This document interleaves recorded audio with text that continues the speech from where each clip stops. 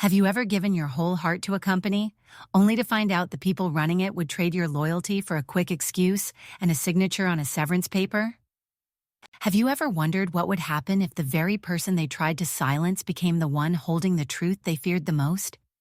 And more importantly, what would you do if your boss fired you without warning, only to discover your work badge had recorded every lie they ever told? Tell me in the comments, would you walk away quietly? Or would you fight for the truth even when it feels dangerous? Now, let me take you into my story. My name is Dana Rivers, and today I want to share something that changed my life in ways I never expected. I hope you will take a moment to sit with me, listen closely, and feel every step of this journey. From disappointment to shock, to the sweetest, most silent revenge I never planned, but absolutely earned. Here is how everything unfolded. My name is Dana Rivers. I am 38 years old, born and raised in a small town outside of Flagstaff, and for the last decade, I have worked as the senior compliance lead at North Star Transit Solutions. I always believed that loyalty, consistency, and honesty were the foundation of any workplace. For 11 years, I protected that company like it was an extension of my own family. I thought my dedication meant something. I was wrong in a way I never expected. The day everything changed started with a message from the new Chief Executive Officer, Evelyn Cross. She was new to the company, polished in a corporate way that looked expensive but felt empty. When I stepped into her office, she did not even lift her eyes from her glowing tablet screen. Her voice was flat and cold when she finally spoke. She told me I had what she called old-school energy and that my presence interfered with what she described as her innovative vibe. I stared at her, stunned, because after everything I had done to keep the company safe, she dismissed me as if I were nothing more than a dusty file she wanted to throw away. She slid a thin envelope across the desk. Inside was a 2-week severance offer and a non-disclosure agreement that felt more like a gag order than a legal document. The resentment rose in my chest, sharp and silent. She expected me to sign away my voice, my truth, and my dignity in exchange for her pocket change. I felt disappointment, but beneath it sat something steadier, something stronger. I refused. I pushed the envelope back toward her and watched her smile flicker. That moment, that single quiet refusal, became the spark that changed everything that followed. After I walked out of Evelyn's office with nothing but my pride intact, I stood in the hallway for a long moment, letting the shock settle. The truth was, the company I loved had been slipping away long before that meeting. The real turning point came months earlier when our founder, Greg Saunders, passed away unexpectedly. Greg was steady, grounded, and very aware that real success came from honoring both people and process.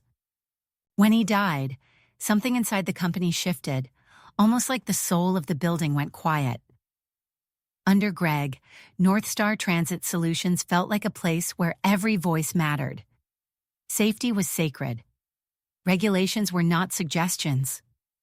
And our drivers, engineers, and coordinators were treated like human beings instead of replaceable gears. But the moment Evelyn stepped in, the culture flipped as if she wanted to erase everything Greg stood for. She repainted the walls a sterile gray, removed every framed photo from the halls, and brought in her own hand-picked staff who nodded at every word she said. Even when her ideas bent logic or broke protocol, the changes came fast. She rerouted shipments without consulting compliance. She cut corners on safety inspections to streamline efficiency. She dismissed concerns from senior staff, claiming they were too attached to the past. Every day felt like watching a slow unraveling of everything that once made the company trustworthy. I tried to speak up more than once, but each time, her tone made it clear she saw me as an obstacle, not an expert. It hurt in a way I never admitted out loud. This place had been my second home, and now it felt like a stranger's laboratory experiment. I stayed because I hoped things might settle. I stayed because the employees needed someone who still cared, but deep down, I knew the path we were on was dangerous, and Evelyn had no intention of stopping. As the weeks passed under Evelyn's leadership, I felt myself becoming more of an observer than a participant. I watched decisions being made that defied logic, ethics, and basic safety. At first, I tried to believe the chaos was temporary, that maybe Evelyn was simply overwhelmed by the challenge of taking over a company with so many moving parts. But the more I saw, the more I realized her choices were intentional. She did not want stability. She wanted control, even if that meant bending laws like flexible wires she could twist in her hands. The day she approved a new carrier without any background checks was the moment something inside me hardened. I remember staring at the authorization form, noticing the discrepancies in the company name and the foreign address attached to it. A normal vetting process would have taken days. She forced it through in minutes and brushed off my questions with a thin, irritated smile. That was when I started keeping what I quietly called my hidden book of truth. It was not a real book, but a private digital record where I logged every suspicious order, every rushed approval, and every time she crossed a line she had no right to cross. I did not gather these details out of spite. I gathered them because I could feel danger building like a storm behind the walls. Our drivers were unknowingly hauling hazardous materials on unsafe routes. Our expenses were ballooning without explanation, and vendors I had never heard of were suddenly being paid amounts that did not fit any project I knew about. I asked questions, but each time Evelyn shrugged them off as if accountability was an inconvenience. In those moments, resentment grew quietly inside me. Not loud, not vengeful, just steady.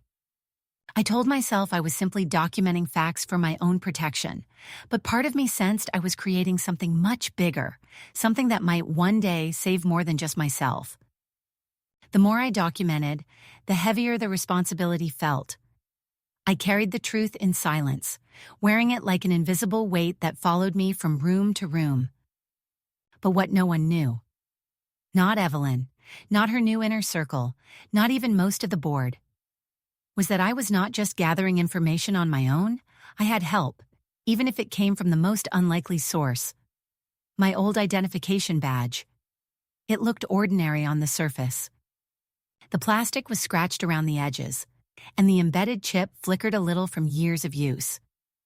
No one paid attention to it, and honestly, I never did either, not until Greg Saunders trusted me with something he told only a handful of people. It was during his final months, before he passed, when he pulled me aside after a meeting. His voice was soft and serious as he explained a quiet safeguard he had built into the company years ago, something he called Project Lantern. The badge I wore every day was part of that project. Greg believed leadership should be transparent and accountable, even to the employees who held no power, so he created a system that recorded environmental data, digital interactions, and certain flagged conversations, all triggered by keywords linked to compliance breaches. It was not designed as a weapon. It was designed as a mirror, a way to reflect truth when truth became blurry. For years, it never activated beyond minor audits. But under Evelyn, the badge lit up like a warning beacon. I did not realize how much it had recorded until I checked its internal logs one late night after another. Troubling approval crossed my desk. What I saw made me stop breathing for a moment. Every bypassed protocol, every reckless command, every comment she believed would never leave the room. The badge had heard it all. It had captured more than I ever expected. And suddenly, I understood that my hidden book of truth was only half the story. The other half was pulsing quietly against my chest every time I walked into work. When the day of my termination finally arrived, I walked into Evelyn's office with a calmness that felt almost strange, like the eye of a storm. She believed she was in complete control, completely unaware that very few moments in her presence had ever gone unrecorded. My badge hung around my neck the same way it had for years, but now I felt its weight differently. It was no longer a simple access card. It was the quiet witness to every choice she had tried to bury. Evelyn motioned for me to sit without looking away from her oversized monitor. Her tone was dismissive as she repeated that the company was moving in a new direction and that employees like me did not align with her forward-thinking culture. I watched her talk, watched her confidence, watched the self-assured tilt of her chin. She truly believed I would walk out defeated.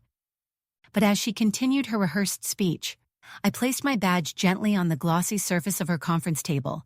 It made a soft tapping sound, barely noticeable, but enough for her to pause. The silence that followed felt thick. She raised an eyebrow, confused, and asked why I put it there. Before I could answer, the door opened and Tom Alvarez, our general counsel, stepped inside at my request. He looked tired, cautious, and older than I remembered, but he greeted me with a nod of recognition. Evelyn tried to regain control of the room, insisting this was a private HR matter. Tom did not respond to her.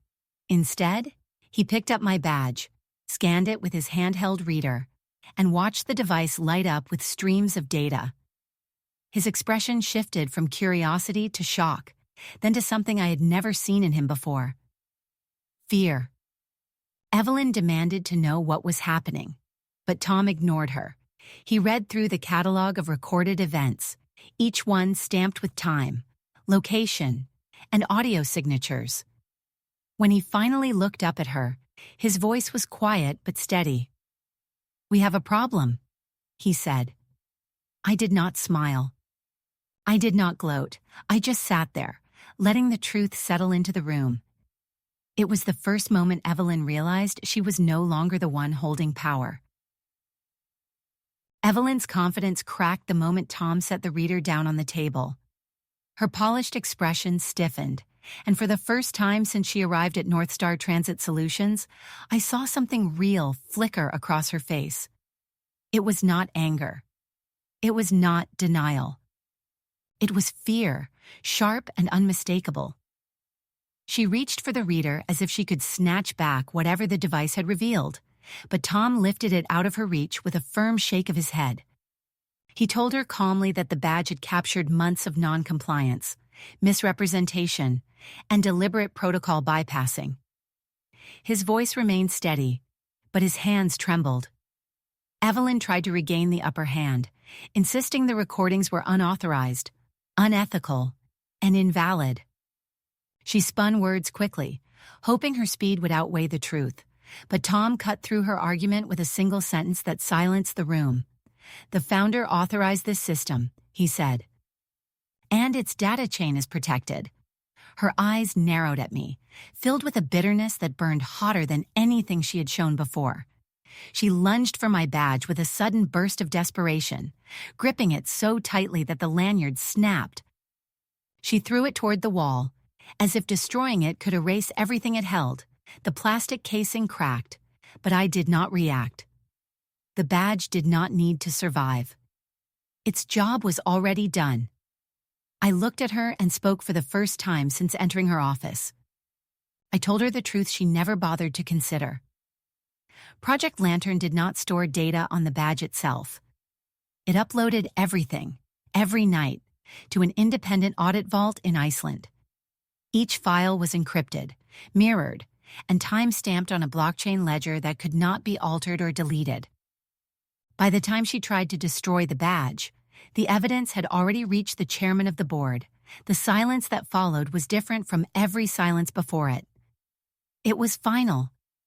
Evelyn stood frozen, realizing she had been undone not by sabotage, but by her own words.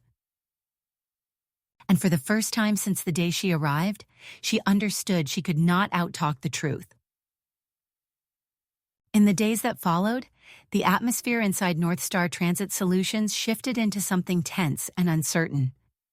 Evelyn was placed on administrative leave almost immediately, but that did not stop her from trying to rewrite the narrative before the truth reached the rest of the world.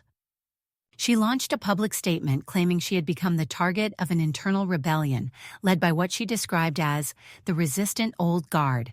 She painted herself as a misunderstood visionary whose ideas had been sabotaged by employees who feared change. Her words were polished and dramatic, crafted to win sympathy and twist the story into something she could control. Her followers online jumped in quickly, praising her strength and accusing the company of clinging to outdated values. For a short moment, I wondered if the board would bend under the pressure, if her loud voice would drown out everything the badge had captured. But the board had already reviewed the recordings, and they knew the truth ran far deeper than any public relations spin Evelyn could create. Her smooth explanations could not compete with her own voice echoing through the files. The board made a quiet but powerful choice. They released a single audio recording to the company's internal network. It was not the worst one, not the most incriminating, but it was enough. In the recording, Evelyn laughed as she spoke about cutting safety reviews because they were a waste of time and mocked the staff who relied on those checks to stay safe on the road. The laughter in her voice did not sound like leadership. It sounded cruel, careless, and unmistakably honest. When that recording reached the employees, the reaction was immediate. People were shocked, angry, and deeply hurt. The illusion she had crafted shattered in a single afternoon. Her supporters online vanished. Her story fell apart. And for the first time since she took over the company, Evelyn Cross found herself standing alone, without allies, without excuses, and without a way to twist the truth into something pretty. After the recording spread through the company, the mood inside North Star Transit Solutions changed in a way I could feel, even before I stepped through the front doors. People were no longer whispering in corners or hiding their fears behind forced smiles. They walked with purpose, with clarity, with the relief of finally knowing they had not imagined the chaos they had been living in. For the first time in a long while, the building felt honest again. I returned to gather my personal things the following morning, expecting to slip in quietly and leave unnoticed. Instead, when the elevator doors opened into the lobby, I froze. Dozens of employees were waiting there. Engineers in reflective vests. Logistics coordinators balancing tablets. Warehouse staff still in their morning gear. Drivers who had finished their overnight routes and stayed just to be there. They filled the room with silence at first, as if words were too small for what they wanted to say. Then someone stepped forward. It was Ryan Blake from Operations. Holding his cap in one hand, he told me that the recording had opened their eyes, but my courage had opened their voices. His words hit me harder than I expected. I had never seen myself as brave. I had only done what felt right, one uncomfortable step at a time. The rest of the staff followed, gathering around in a circle of support that felt warm and overwhelming. Marcy, who had always been soft-spoken, told me that the maintenance budget had already been reinstated and safety reviews were back on the schedule.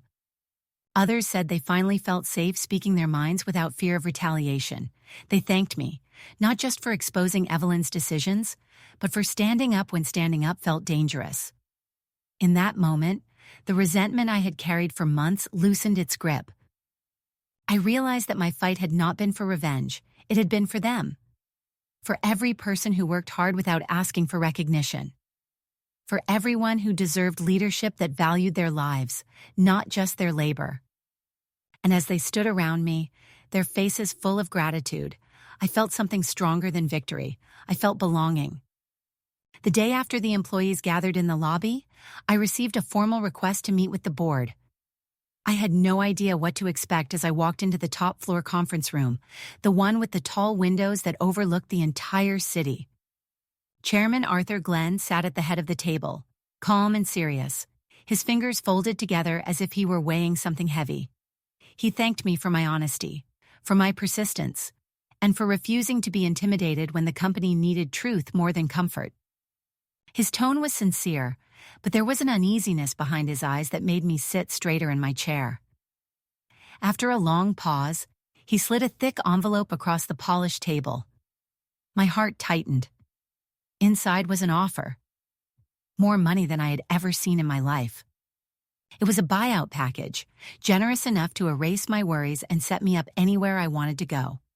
All they asked in return was that I sign a voluntary departure agreement and surrender the Project Lantern badge along with all associated access rights. It was a quiet way for the board to regain control, to tuck away the system Greg had created, and to ensure nothing like this ever disrupted them again. For a moment, I felt a tremor of temptation. After everything I had endured, the thought of walking away clean, safe, and financially secure was appealing. But then I remembered the faces in the lobby. The drivers, the coordinators, the warehouse staff, the people who trusted me without ever asking me to prove myself. I remembered why I had stayed in the first place. I looked at Arthur, tore the check in half, and pushed both pieces back across the table. My voice was steady when I told him I did not fight for money. I fought for the employees who deserved honesty, fairness, and leadership that protected them. If I walked away now, the cycle that allowed Evelyn to rise would simply repeat itself. Arthur exhaled slowly, almost as if he had expected my answer.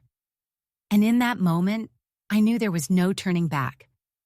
I had chosen the harder path, but it was the right one. The one I could live with. The one the company needed me to take. In the weeks that followed my meeting with Chairman Arthur Glenn, the board took swift action. Evelyn Cross was officially terminated, investigated, and eventually charged with fraud, misconduct, and reckless endangerment. The evidence from Project Lantern spoke louder than any defense she tried to build. Her power dissolved, her influence evaporated, and the company she once tried to control moved forward without her shadow hanging over it. For the first time in a long while, North Star Transit Solutions felt like it was breathing again. During that transition, the board brought me back in for another meeting, this time without tension or hidden intentions. Arthur explained that the company needed a new role, one that Greg Saunders had once dreamed of but never had the chance to implement. He called it the Chief Integrity Officer, a position dedicated to safeguarding transparency, ethics, and employee safety. A role designed to prevent corruption before it could take root, a role built on the very values I had defended. When he offered it to me, I felt a warmth rise in my chest, a quiet sense of purpose that ran deeper than pride. I accepted, not for the title or the authority, but because it meant I could remain a protector for the people who kept this company alive every day. From that moment on, my badge became a symbol rather than a secret. People began joking that I was the walking truth detector, but the nickname never bothered me. It reminded me that trust mattered, and now I had the power to guard it. Some evenings, after the building cleared out, I stood by the tall windows and watched the city lights shimmer in the distance. The same view that once made me feel small now felt grounding. I had survived betrayal, fear, and uncertainty, and I had come out stronger, clearer, and more rooted in who I was. I felt peace, not because everything ended perfectly, but because the truth had finally found its place. And I had stayed to protect it. If there is one lesson I learned through all of this, it is that truth has a power most people underestimate. Loyalty means nothing to the wrong leaders, but integrity will always be stronger than fear. Sometimes the quietest person in the room holds the loudest truth.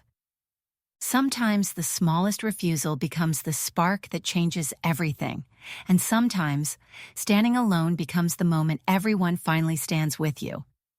So now I want to ask you, what would you have done in my place? Have you ever faced a moment where staying silent felt wrong, even when speaking up was risky?